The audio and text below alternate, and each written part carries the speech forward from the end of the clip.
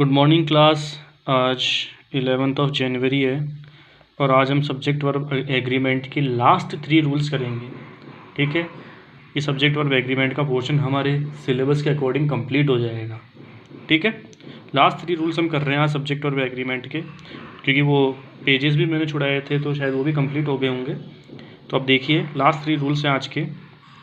पहला रूल है आज का, the meaning of means is method और प्रोसेस।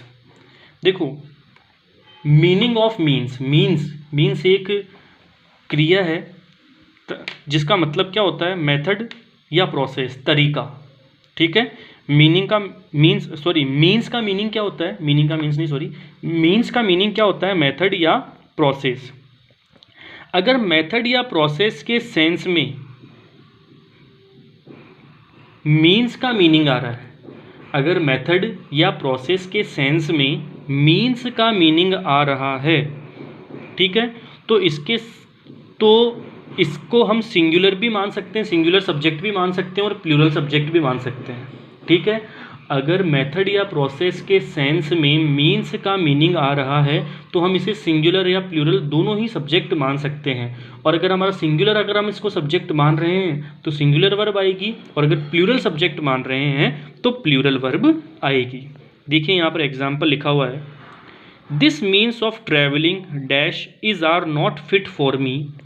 और दूसरा एग्जाम्पल लिखा हुआ है, these means of travelling dash is are not fit for me. अब देखिए, यहाँ पर जो चीज़ दी गई है, यहाँ पर ये चीज़ दी गई है दिस, और यहाँ पर दी गई these.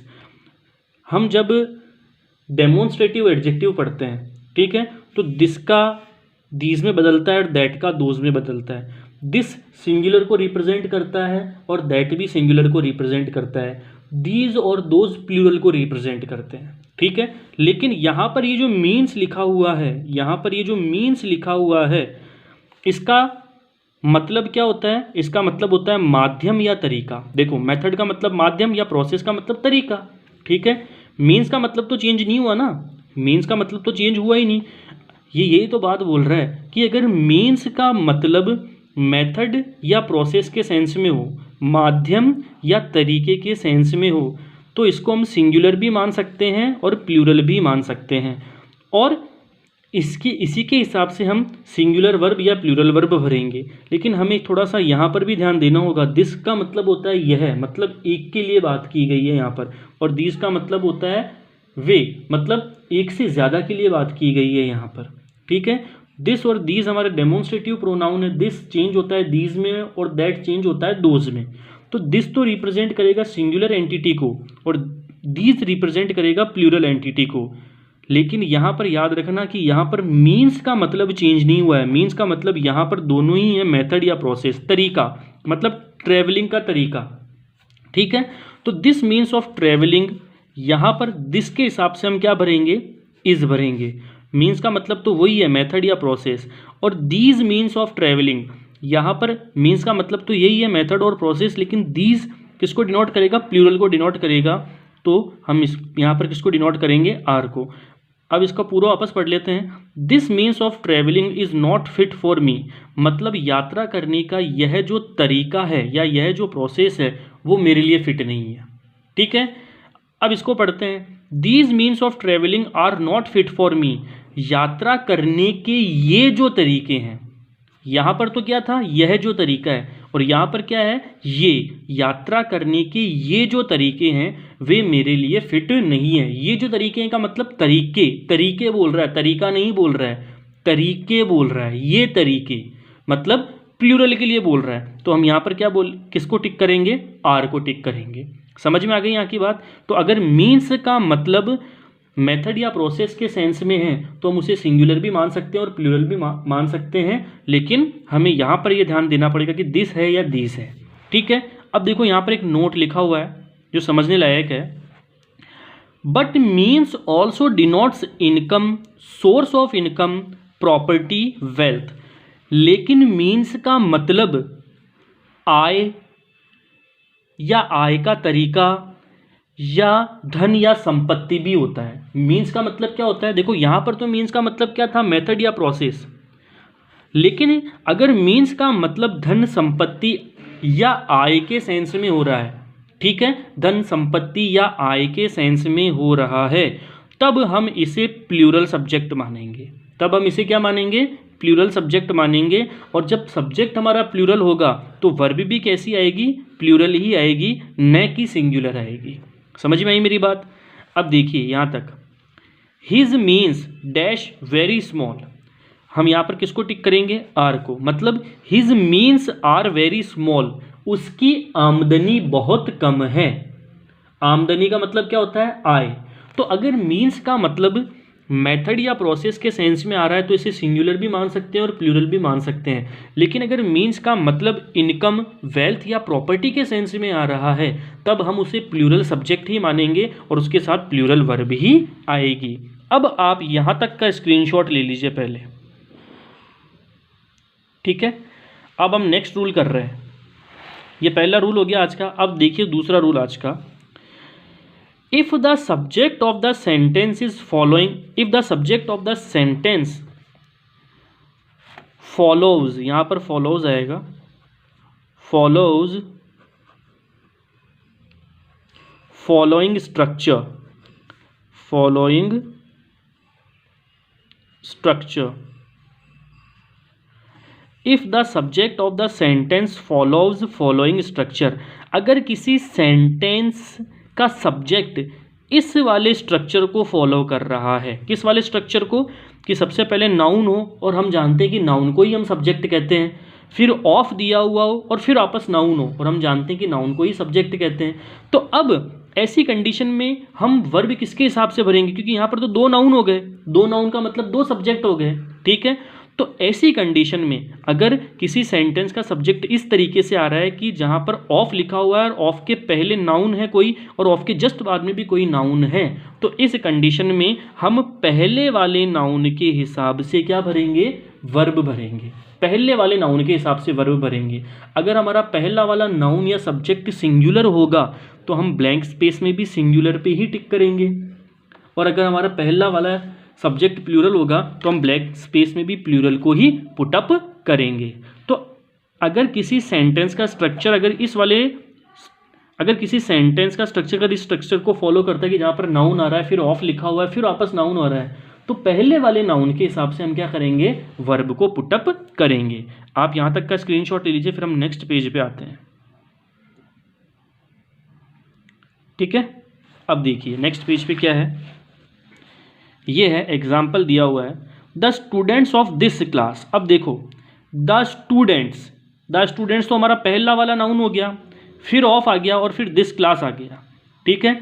The students common noun है और दिस क्लास भी कॉमन नाउन है हमारे पास, ठीक है। और लेकिन इनके बीच में क्या लिखा हुआ है? ऑफ लिखा हुआ है। तो अगर मैं क्लास को मान लेता हूँ सब्जेक्ट इस सेंटेंस का, और अगर मैं यहाँ पर इसको पुटअप कर देता हूँ तो हमारा आंसर ही गलत हो जाएगा, क्योंकि इस वाले स्ट्रक्चर में वर्ब हमेशा इसके हिसाब से भरी जाएगी, फर्स्ट वाले सब्जेक्ट के हिसाब से भरी जाएगी। अब देख रहे हैं हम इस फर्स्ट वाले सब्जेक्ट में हमारी ये जो फर्स्ट वाला जो हमारा नाउन है वो सिंगुलर है या प्लूरल है? वो प्लूरल है, स्टूडेंट्स। तो यहाँ पर वर्ब भी कौन सी भरी जाएगी? प्लूरल ही भरी जाएगी। तो यहाँ पर हम किसको भरेंगे? आर को भरेंगे। समझ में आ गई मेरी बात? क्योंकि फॉलो ये किस वाले स्ट्रक्चर को कर रहा है? Noun plus of plus noun को फॉलो कर रहा है। और रूल क्या कहता है कि ऑफ के जस्ट पहले वाले नाउन के हिसाब से ब्लैंक स्पेस में हम वर्ब को पुटअप करेंगे, ठीक है क्लास? समझ में आई बात यहाँ तक की? अब आगे देखिए आज का थर्ड और आखिरी रूल सब्जेक्ट वर्ब और एग्रीमेंट का। आज का थर्ड और आखिरी रूल देखिए सब्जेक्ट वर्ब और एग्रीमेंट का। देखिए क्या बोल रहा है कि if the subject of the sentence follows following structure, अगर किसी सेंटेंस का सब्जेक्ट इस नीचे वाले स्ट्रक्चर को फॉलो कर रहा है। किस वाले को? कि सबसे पहले तो कोई नाउन दिया गया हो। क्या दिया गया हो? कोई नाउन दिया गया हो। नाउन का मतलब कोई सब्जेक्ट दिया गया हो।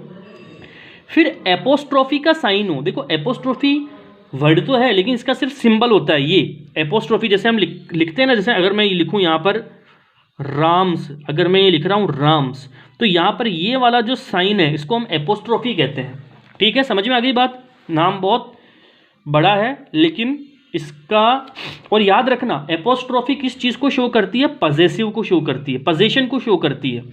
किसको शो करती है? पोजीशन को शो करती है। जैसे अगर मैं बोलूं दिस इज राम्स बुक, मतलब यह राम की पुस्तक है, तो उस पुस्तक पर किसका अधिकार है? राम का है। और पोजीशन के बारे में मैंने आपको पहले बताया हुआ, पोजीशन से क्या बना हुआ है? पॉजेसिव बना हुआ है। पोजीशन से क्या बना हुआ है? पॉजेसिव बना हुआ है।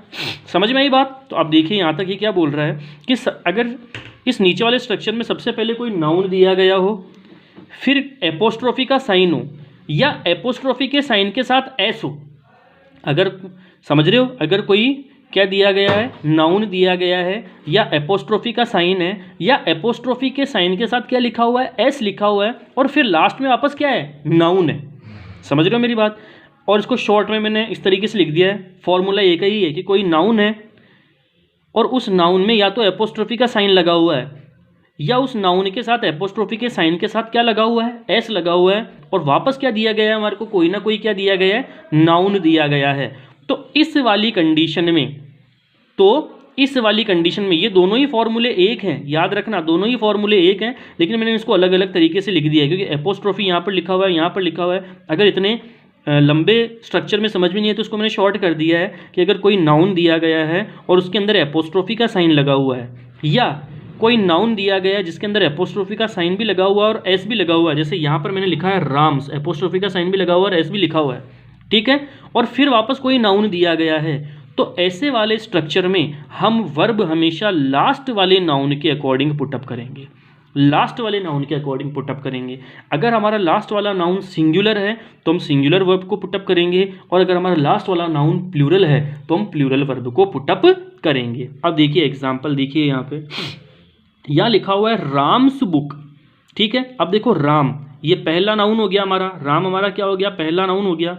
फिर ये देखो एपोस्ट्रोफी का साइन है, ठीक है, और एस लगा हुआ है, ठीक है, तो राम्स, मतलब यहाँ तक का काम, राम तो हमारा पहला नाउन हो गया, फिर एपोस्ट्रोफी का साइन है तो ये एपोस्ट्रोफी का साइन, फिर एस लगा हुआ है तो ये एस, मतलब यहाँ तक का काम तो कंप्लीट हो गया। अब लास्ट नाउन आता है बुक। अब देखो बुक सिंगुलर दिया हुआ है यहाँ पर, तो वर्ब भी कैसी आएगी? सिंगुलर ही आएगी, क्योंकि रूल क्या कहता है कि अगर नाउन के साथ में कोई एपोस्ट्रोफी और फिर वापस कोई नाउन दिया गया है तो लास्ट वाले नाउन के हिसाब से हम वर्ब को पुटअप करेंगे। अब यहाँ पर बुक हमारा कैसा सब्जेक्ट हो गया? सिंगुलर सब्जेक्ट हो गया, तो वर्ब भी सिंगुलर आ गई। अब यहाँ पर देखिए, यहाँ पर वो की वही चीज़ है कि राम लिखा हुआ है जो कि हमारा फर्स्ट नाउन है, फिर एपोस्ट्रोफी का साइन लगा हुआ है और फिर एस लिखा हुआ है, एपोस्ट्रोफी का साइन लगा हुआ है, फिर एस लिखा हुआ है, फिर लिखा हुआ है बुक्स। क्या लिखा हुआ है? बुक्स। अब देखो बुक्स है तो कौन सा सब्जेक्ट हो गया? प्लूरल नाउन हो गया या प्लूरल सब्जेक्ट हो गया, तो वर्ब कैसी आएगी? प्लूरल ही आएगी। तो यहाँ पर हम किसको भरेंगे? आर को भरेंगे। एक एग्जाम्पल एक और देखिए, यहाँ लिखा हुआ है द बॉयज हॉस्टल। अब देखो द बॉयज, ये वाला, इस वाली कंडीशन को फॉलो किया है इसने। अब देखो यहाँ पर द बॉयज तो क्या है? प्लूरल है, और एपोस्ट्रोफी का साइन भी लगा हुआ है, प्लूरल है और एपोस्ट्रोफी का साइन भी लगा हुआ है, लेकिन ये हमारा फर्स्ट वाला नाउन है और ये एपोस्ट्रोफी का साइन भी आ गया। द बॉयज तो हमारा क्या है? फर्स्ट वाला नाउन, फिर एपोस्ट्रोफी का साइन है तो ये एपोस्ट्रोफी का साइन है।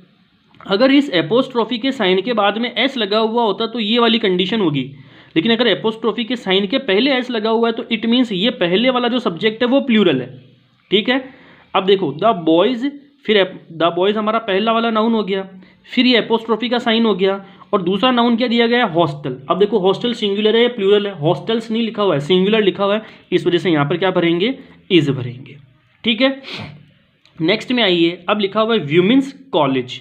अब देखो व्यूमेन, व्यूमेन तो हमारा पहला वाला नाउन हो गया, और एपोस्ट्रोफी एस, एपोस्ट्रोफी एस, मतलब यहाँ तक का काम कंप्लीट हो गया, प्लस नाउन, नाउन क्या दिया गया? कॉलेज। अब देखो कॉलेजेस नहीं लिखे हुए हैं, अगर यहाँ पर कॉलेजेस लिखे हुए होते तो इसको प्लूरल सब्जेक्ट मान के मैं आर पर टिक कर देता, लेकिन यहाँ पर सिर्फ क्या लिखा हुआ है? व्यूमेन्स कॉलेज। इस वजह से मैं यहाँ पर किसको टिक करूँगा? सिंगुलर को टिक करूँगा, जो कि क्या है हमारे पास? इज। अब आप यहाँ तक का स्क्रीनशॉट ले लीजिए।